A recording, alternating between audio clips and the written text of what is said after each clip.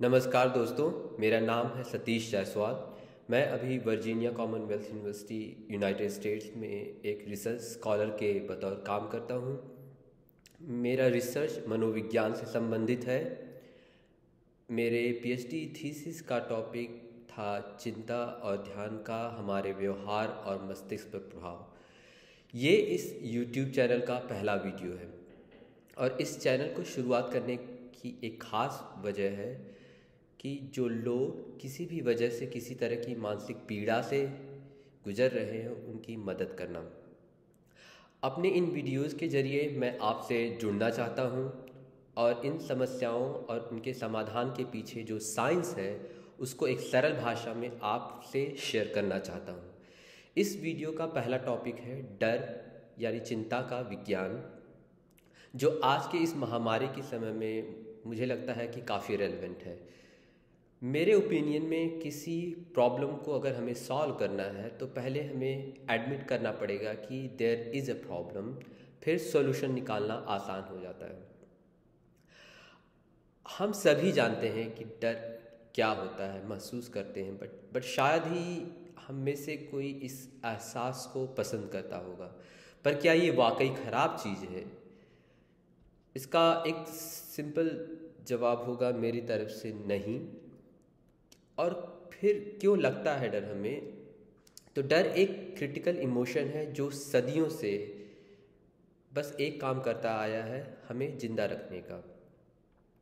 और इसको बेहतर समझने के लिए हमें अपने पूर्वजों के इतिहास में जाना पड़ेगा। जब लोग जंगलों में रहते थे, फॉर एग्ज़ाम्पल किसी जानवर को ले लें, फॉर से एक हिरन है जो जो जंगल में झाड़ियों के पीछे किसी हरकत को महसूस करता है, तो उसका बेसिक इंस्टिंक्ट डर होगा। उसको शंका होगी कि कोई प्रेडेटर यानी मे बी एक शेर हो उस झाड़ के पीछे। अगर उसके अंदर डर नहीं होता और वो शायद सोचता कि कोई खरगोश या कोई ऐसा जानवर हो जो उसे नुकसान नहीं पहुंचा सकता और वाकई शेर निकलता, तो उसका तो काम वहीं तमाम हो जाता ना।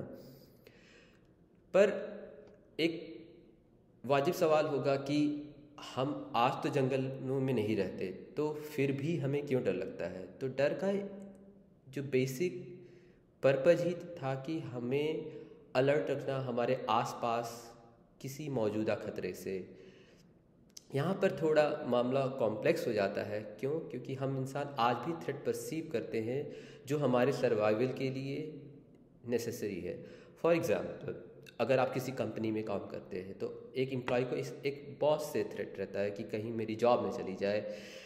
कई सारे बच्चों को अपने पेरेंट्स से रहता है कि पनिशमेंट मिलेगी, या स्टूडेंट्स को टीचर से पनिशमेंट का डर रहता है। तो और फिर आज के इस मौजूदा हालात में हम सब में एक तरह से भय अपने लिए या अपने परिवार के लिए। और जब हम डरते हैं तो इसका साइंस यही है कि हमारा लिम्बिक सिस्टम एक्टिवेट हो जाता है। ये लिम्बिक सिस्टम है क्या?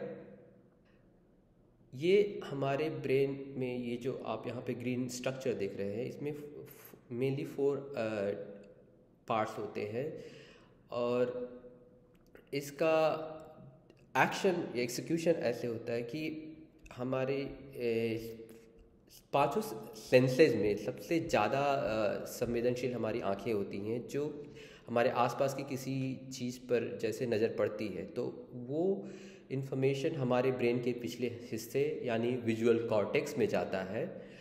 और विजुअल कॉर्टेक्स का काम होता है कि उस चीज़ के जो प्रॉपर्टीज होती है वो किस शेप का है, किस कलर का है, किस साइज़ का है, उसको परसीव करके फिर थैलेमस तक पहुंचाती है। थैलेमस एक ब्रिज की तरह काम करता है जो इन्फॉर्मेशन को हिप्पोकैम्पस तक पहुंचाता है।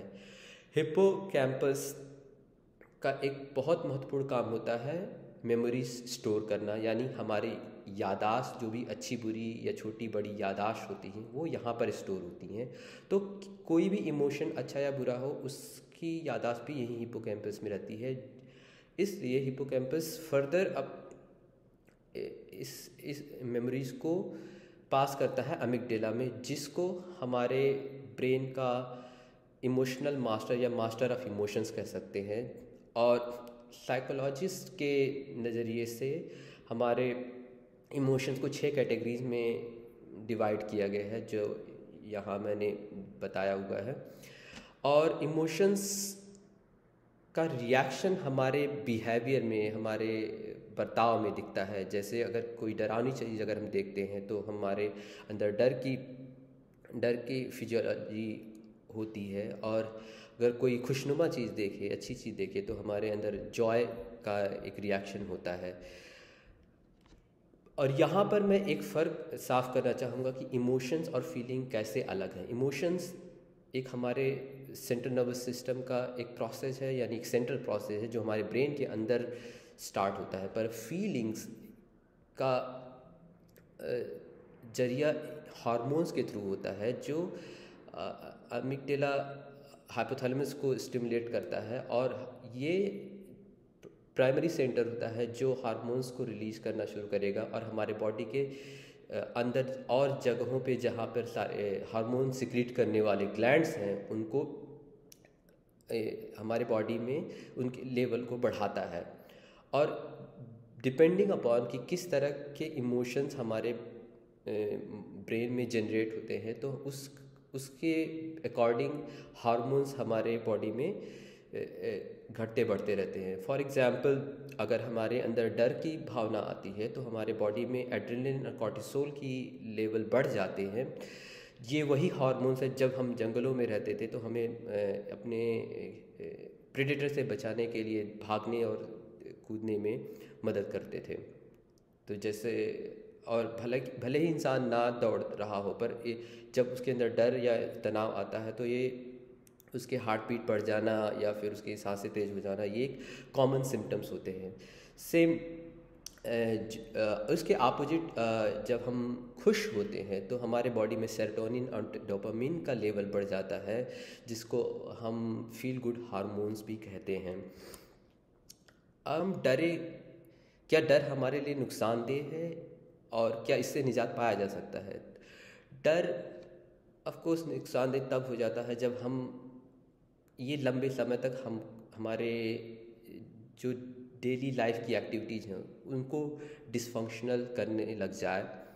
और इसको हैंडल करने का तरीका सभी का अलग अलग है, और इसके बारे में मैं डिटेल में अपने अगले वीडियोस में बात कर सकता हूँ। पर एक ब्रीफ समरी में कह सकता हूँ कि कोई इसको फेस करता है और कोई इसे नज़रअंदाज करता है, और इनमें से कोई अच्छा या बुरा कोपिंग मैकेनिज़्म नहीं है। तो मैं इतना कहूँगा कि जैसे जैसे हम इन इश्यूज़ के बारे में या थेरेपीज़ के बारे में बात करेंगे और समझते जाएंगे, हमें इस चीज़ से यकीन हो जाएगा कि ये जो मानसिक और शारीरिक बीमारियां हैं ये अलग नहीं हैं, बल्कि एक दूसरे से जुड़ी हुई हैं और एक दूसरे को बहुत गहराई से असर डालती हैं। तो आज के वीडियो में बस इतना ही था कि मुझे आपको साइंस बिहाइंड फियर को डिस्कस करना था। अगले वीडियो में मैं आपसे बात करूंगा साइंस ऑफ हैप्पीनेस, कि हमारे माइंड बॉडी में होता क्या है जब हम खुश होते हैं। और मेरा जैसा कि मकसद था कि इस वीडियो के ज़रिए अगर मैं किसी एक इंसान की भी हेल्प कर सकता तो मैं अपने आप को सफल समझूंगा। और अगर आपको इस वीडियोस में कुछ भी वैल्यू मिली हो तो प्लीज़ इसे लाइक करें, और चैनल को सब्सक्राइब करने के लिए वहाँ बॉटम राइट साइड में बेल आइकन को दबाएं। और अगर आपके पास इस वीडियो से या किसी और रिलेटेड टॉपिक से जुड़े सवाल या सुझाव हैं तो प्लीज़ कमेंट करें या मुझे ईमेल करें। तो मिलते हैं अगले वीडियो में। धन्यवाद।